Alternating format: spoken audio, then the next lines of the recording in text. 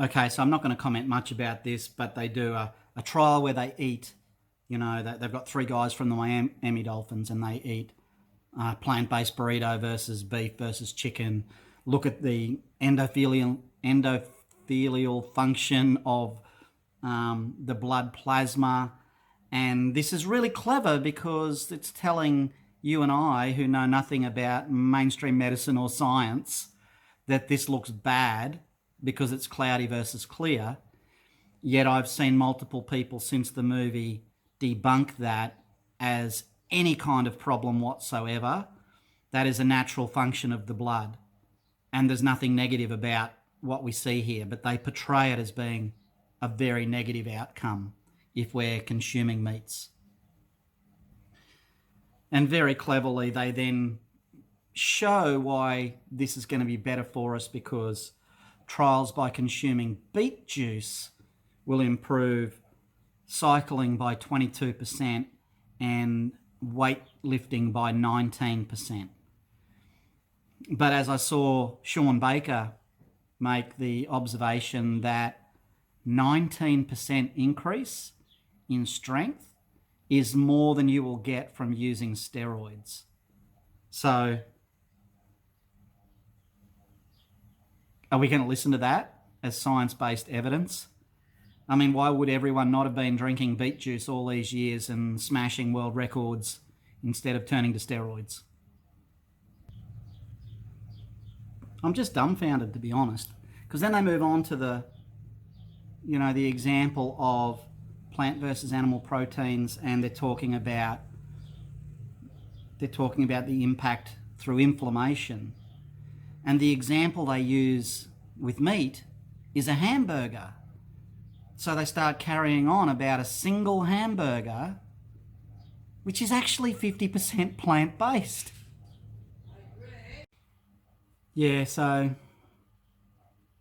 more science, baffle people with the science and it looks legit.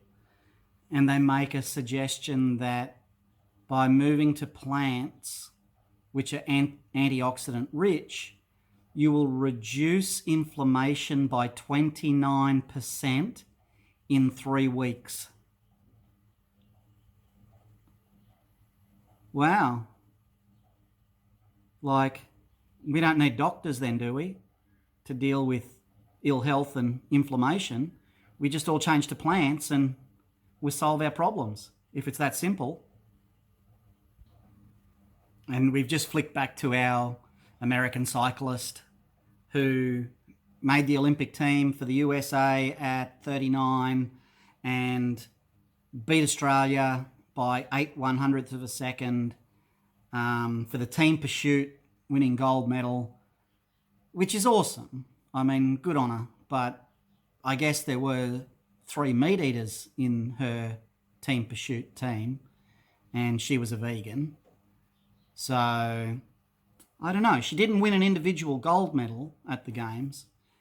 I'm probably just questioning whether the team would have been able to get over the line if all 4 were vegans. Maybe they would have. So then we talked to a pro NFL player, Derek Morgan. He became a vegan in 2017. And again, with the benefit of looking at Wikipedia and his stats, 2018 became his worst ever season as a professional footballer during the whole decade. So he turned pro in 2010 and returned his worst ever performance in 2018, the year after becoming a vegan, with a career low, and also on retirement. He's announced his retirement only 18 months after becoming a vegan. He had three serious injuries with knee and shoulder, and ironically, in the documentary, it's portrayed that he became a vegan because it enhanced recovery time. So he was researching. He said the injury rate in the NFL is 100%. In other words, everyone gets injured who plays NFL. I'm talking gridiron, American football. So he became a vegan so he could recover faster, but it actually induced his retirement due to injuries sustained after becoming a vegan.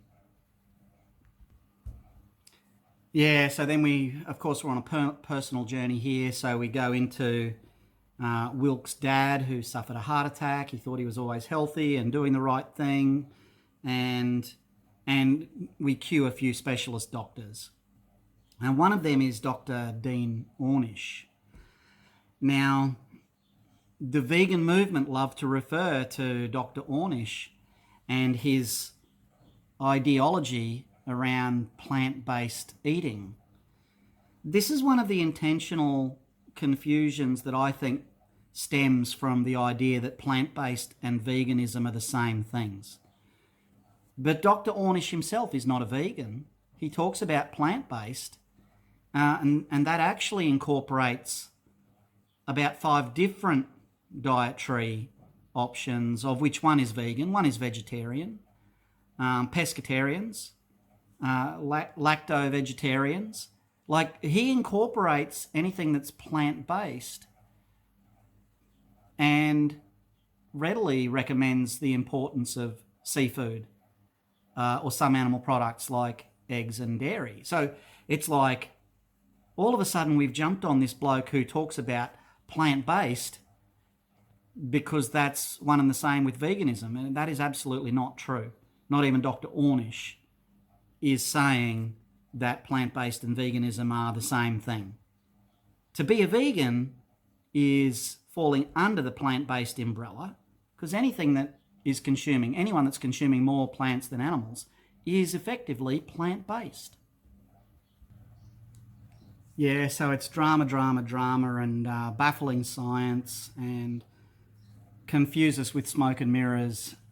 And now we're going to go and talk about firefighting, because the number one killer of firefighters is heart attacks. So they've gone through this series of science that suggests that meat and animal products cause heart disease, all of which, by the way, has been completely debunked. In fact, the opposite seems to be true when you look deeper into the science. But anyway, I just wonder, my first thought is, when it comes to firefighters, I wonder if there's any stress in their workplace. I wonder if they experience stress during their day job. Maybe that has some impact on the incidence of heart disease among firefighters. I could be wrong again. And so they proceed to give the firefighters a 7-day challenge of eating plants and see what it does to their vital statistics, their overall health, running tests. Of course it should make a positive difference. It's a detox. That would be like a water fast for 7 days. You're going to clear out a lot of impurities in your body if you just drink water for a week. So it has no relevance to long-term health and well-being. It's a very short-term detox, which is why, again, a lot of people find there to be health benefits in that initial stage of a plant-only diet. Of course, enter Arnold Schwarzenegger, and even himself is talking about plant-based. No mention of vegan, and we're going through, that it's a fast, that we ever needed meat in the first place to get our protein, and we can do this through a vegetarian diet. Even he says himself in this film, vegetarian. He's not talking about veganism. He's not even suggesting that he doesn't eat any animal products. So I'm just trying to connect the dots here for you guys. Arnie suggests that his cholesterol is the lowest it's ever been in his life, and I can't remember, I think he's nearly 70 or something like that.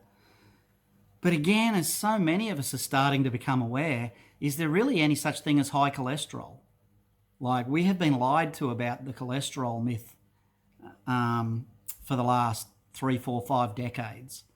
So to suggest that this is a positive thing because he's now a vegetarian instead of a carnivore doesn't really mean much. They're going to go back into some more science now. Dr. Ornish is telling us all about the percentage cause of deaths, and nearly all of the numbers in this movie have been debunked. Like, it's cherry-picked science. You can do your own research, or you can just totally believe the vegan bias that they're putting on this. But again, Dr. Ornish is talking plant-based all the time. He's never been talking about veganism as such. Wow. So I'm actually quite baffled here, because referring to real science, as I keep being told I need to do, and in this documentary, they then suggest that humans, if we look at history, humans are actually more like herbivores than carnivores because of our digestive system. And they show the stats that the length of the digestive system of a human is 15 times our body size or body length, compared to a lion, which is 4 times their body length. So I just did a quick Google search, and all the information I can find is telling me that the human digestive system, including the esophagus, you know, the mouth and the esophagus, I'm going to count that in there, is approximately 6 times as long as our body. Not 15, 6. And a lion is 4. It's like, here's one of their really important points that they're going to make to anybody who watches this documentary that won't go away and do their own research. I don't even know. It's like a fabrication. It's like something they've just made up for the sake of the doco. Like, I don't get that. I don't understand how the producers and directors of a documentary that's going to be shown to people around the world are so happy to use that kind of creative license. I don't understand. Okay, I've got to say one thing that I do appreciate that they've done in this film is they're playing on human emotion really well. And they did that with Patrick Baboumian, because his mum and dad and 6-month-old sister were in a car accident when he was 4 years old, and his mum was the only one that survived the accident.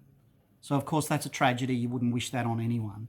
So he had this dream since he was a child to be able to help people and be able to flip a car over if somebody was trapped. And then they then show him flipping a car, which, hey, you know, got me a little bit too. I mean, that's pretty special. But they're kind of playing on this human emotion, like this is the right thing to do and a better thing to do, and you can do it by only eating plants. And in comes what is no doubt going to be the highlight of the film. We're going to now look at, I think it's Dr. Aaron Spitz, who talks about, so they've just gone a bit on again about the fake marketing around meat and how it makes you a real man, and how a real man should be strong and athletic and have sexual prowess. So we're now going to find out that eating meat will deteriorate your sexual performance.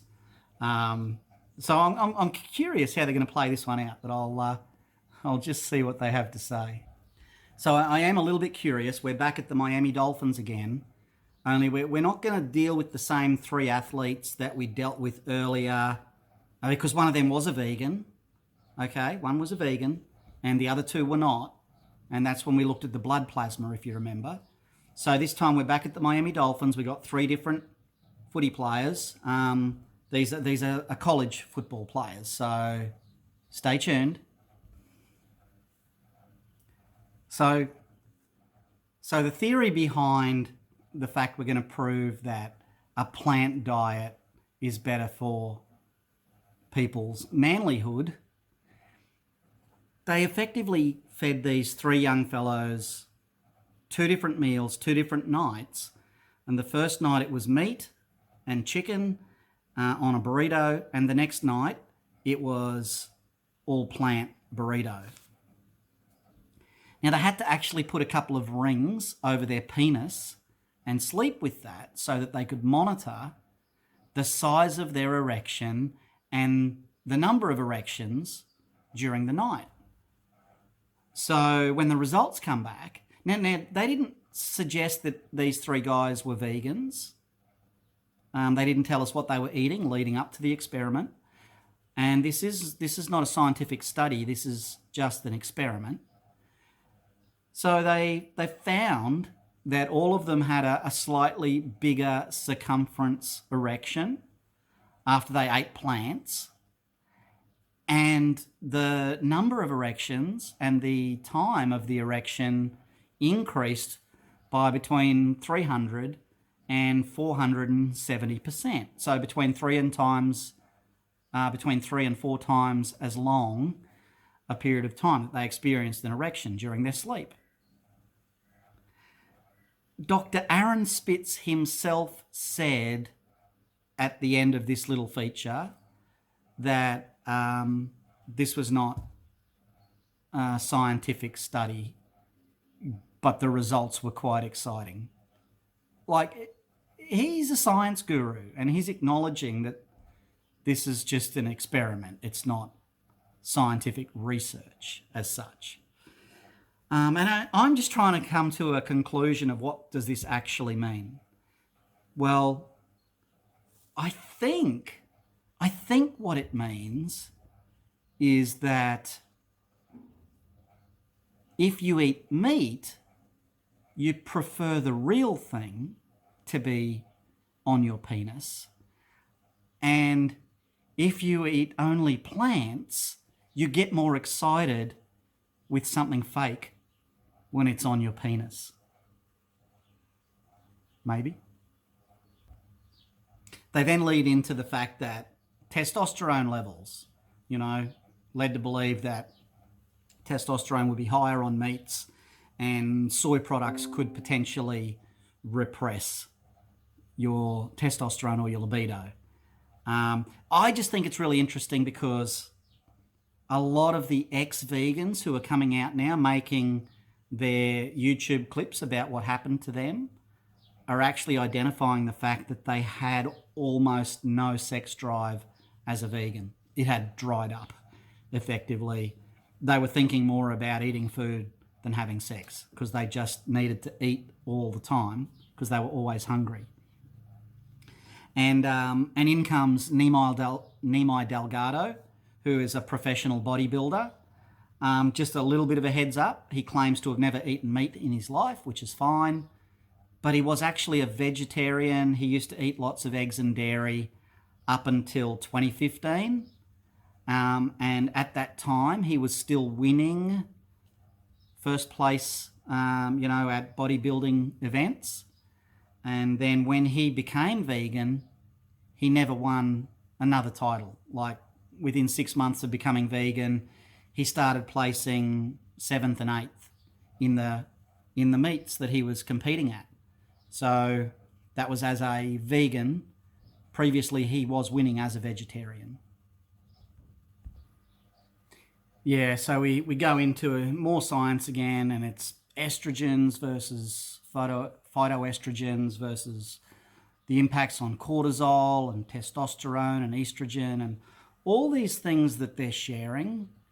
I can only assume that they are from cherry-picked research. Like nearly everything they're talking about here has been debunked by real science. In fact, the true science behind a lot of this is showing exactly the opposite to what this movie is. So I guess there's going to be a lot of disappointed people when they go and do all the things that are being suggested in this movie, thinking they're going to get this positive impact. Because, well, no, actually, that's probably not fair. They may well see that positive impact for the first 6 months of their transition, because with the benefit of hindsight now, I'm watching this and I've seen a lot of the guys who have debunked the game changers are watching it with the hindsight of the way all these people who are featured crashed and burned after this was filmed. But knowing that, I mean, this film was released knowing the outcomes of all the athletes that were involved in the film. So I'm sort of trying to defend these guys in a sense that they filmed this believing what they were capturing was true, but they released it knowing the end result of what actually happened, what unfolded over the next year or two, 3 years after they started filming. They actually released this to the wider community, to the general public, knowing that this had not played out well. We're seeing that today with all the results coming in from the athletes who have starred in the Game Changers.